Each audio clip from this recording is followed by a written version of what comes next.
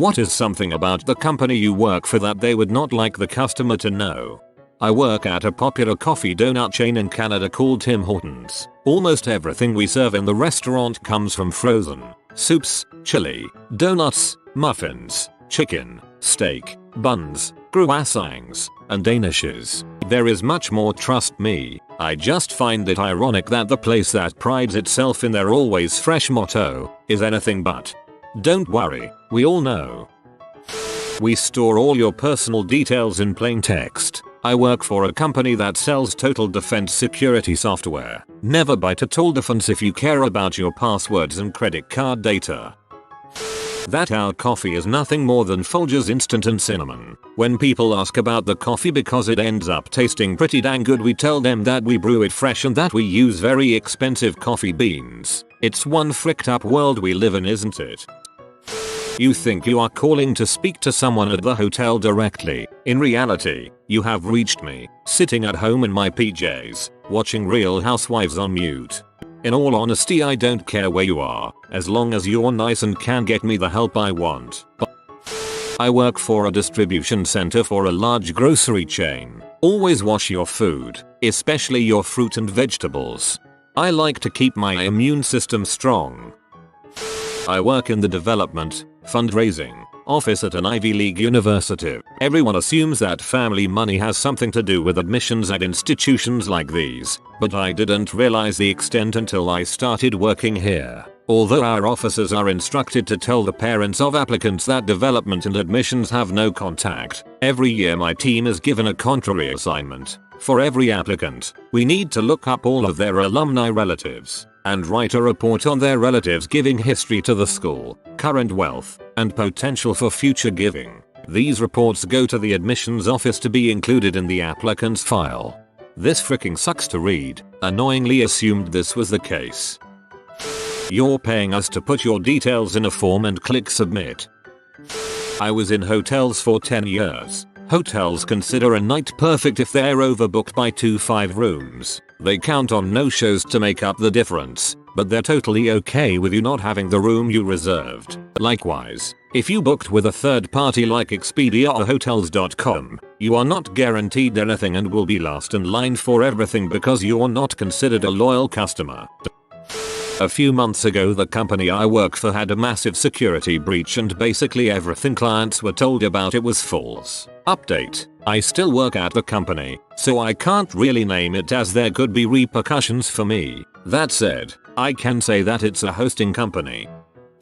I work at a radio station. Here are some fun facts. The DJs you hear rarely live. They voice track hours ahead of time so they can go to their other jobs. Unless you're an enormously popular DJ, you'll barely make enough money to feed yourself, hence the other jobs. A lot of the voice tracks you hear are likely from other markets. If a station is too cheap to hire more on-air talent, they'll have someone from another market go over your playlist and voice track. So, if you're in Townsville, Kansas, the DJ you hear introducing that Luke Bryan song coming up may be a hip-hop DJ from New Jersey making a little extra scratch. If a DJ is live, he is most likely out doing a remote broadcast. If you see a DJ on the phone at an event, they are probably speaking with an operator back at the station. If you want to mess with them, wait until they start talking like they're on the air, then yell obscenities or whatever you're compelled to do. Even if they have a delay back in the studio, chances are the board op is an intern who's not paying enough attention to black you out in time. When a DJ says the next track is by request, they're lying 99% of the time. We just make up names to make it sound like we're engaged with the audience. The request line is often just put on hold so that callers think we're being slammed with calls and not just ignoring them. Every market I've worked in has done this. Every market. The playlist for the day is determined at the national level and then distributed to every market. And yes, it's the same 24 songs you're tired of hearing all day just shuffled up. Even locally owned, private stations use national music services to do this for them. Oh boy, could I go on. I used to work for a dish installing company for DirecTV. DirecTV would knowingly overbook appointments by the thousands of people that were just signing up and needed an installation. They would get your money, guarantee you the NFL ticket or whatever, and then give you a date that was next week, knowing that the reality of the situation was no tech was coming for at least a month or two. Source: it was my job to call and reschedule the appointment. That we don't recycle, even though we use recycling bins. My old job occasionally involved us working in a concession stand. One time my boss came running downstairs and said, "Guys, put the hot dog machine in the laundry room. The health inspector is here. We only sell pop and candy." He gave us all an extra $20 from the cash box that day. I loved that job. We've held contests no one wins. I'm an analyst and supposed to be an expert in my field. The reality is I don't know crap and make up most of what I do. I'm starting to think all my coworkers are this way as well. We're just professional bullshitters. HAHA, business. We keep all the card details from our customers even though we say we don't and aren't actually allowed to.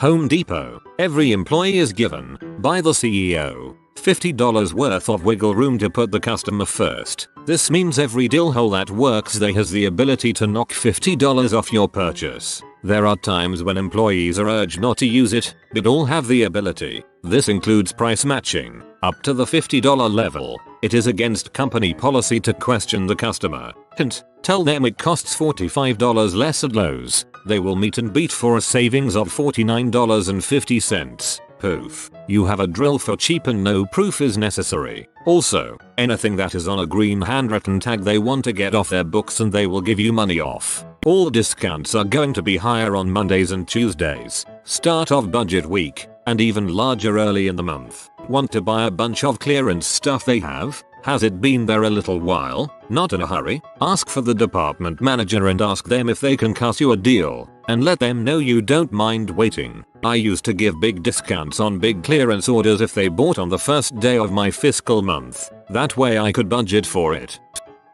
I am not a hot girl in your area. I am an average looking man in Yorkshire. Someone died here when he was left alone. A person was supposed to be watching him at all times.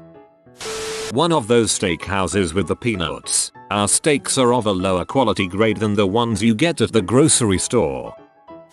The kitchen is overrun with mice. Also the floor is rotten. UK chain restaurant, apparently seen as upmarket.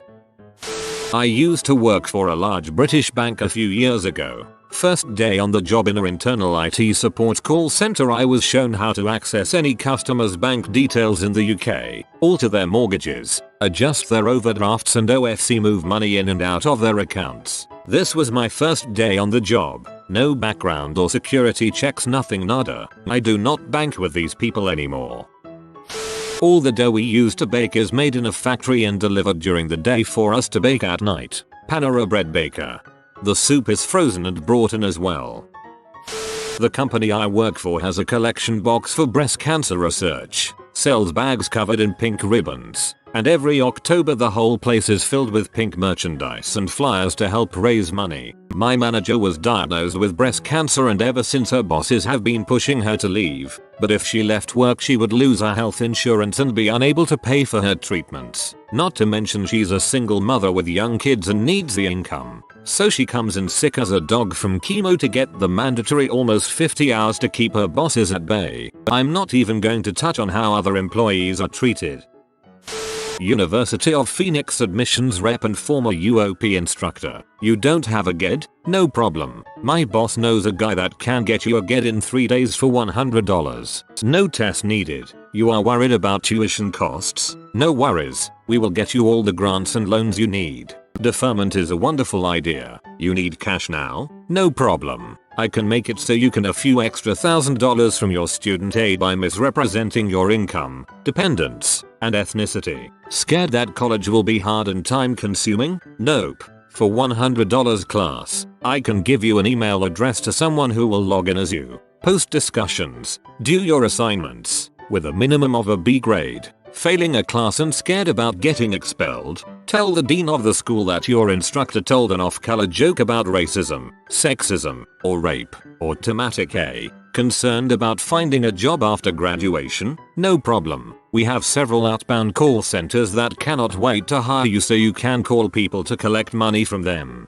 Don't want to work at a call center? As I have been told by dozens and dozens of recruiters, if you mention that you have a degree from any for-profit school, UOP, Kaplan, DVRY, etc., your resume gets thrown away. Think the government will shut us down?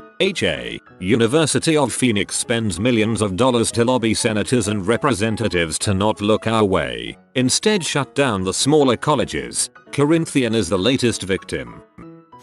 The amount of money I see wasted here is astounding. There's a place called the RP-80 yard where they incinerate everything in an effort to reduce US presence in Afghanistan. It doesn't matter how expensive or reusable it was, just destroy it so we don't have to worry about sending it home or finding someone to sell it to. MRAPs, for example, cost about $500,000 for a vanilla truck. There is an endless field of them on Bagram waiting to be shredded and sold for scrap. They weigh in at about 30,000 pounds and are sold for 93 cents a pound. Call it $30,000 of scrap metal, even though it's probably a lot less. I guess the customers are taxpayers.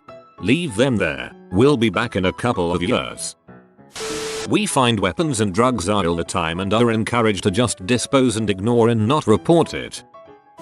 I work for a defense contractor that specializes in basically doing the thinking for the federal government. We are paid via no-bid contracts because we save them money. We rarely work more than 2 real hours in a given day. I bring beer to work for the whole office, homebrewer, once a month, and people get hammered and then return to work. We have a 1959-minute rule that basically says you can charge anything to main work so long as it's less than a full hour. Analytical tools I create recycle the same core code over and over, with small changes. We code in MATLAB. We regularly talk about how freaking stupid the government is for paying us so much. My first month I was told to slow down on completing tasks or there wouldn't be any work available for me to charge to, and that would look bad for everyone else.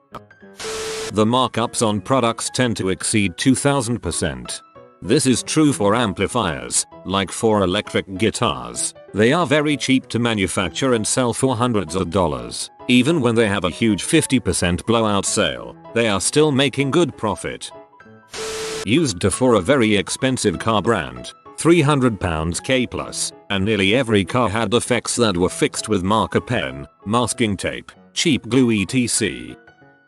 I'm from a third world country. One of the biggest computer software hardware companies in the world outsource most of their services to us. Now this major computer software company has an email service. If you forgot your password, or someone has hacked into your account, then it is our job to get you a new password or return the control of your account back to you. So, you fill up a form with identifying details, full name, birthday, at least 5 contacts, subjects of your recent emails, etc. So we can determine if you really are the owner of that account. We cross-check the details that you've provided us with those in your account. How do we do this? Well, we have 100% access to your account. We can read every single email. We can see your contacts, your pictures, and everything. This software company doesn't have any method to prevent us. They're outsourced agents from reading other people's emails. They basically told us, hey, don't read clients' emails. You'll get a reprimand if you do. Even if I don't have a ticket on my queue,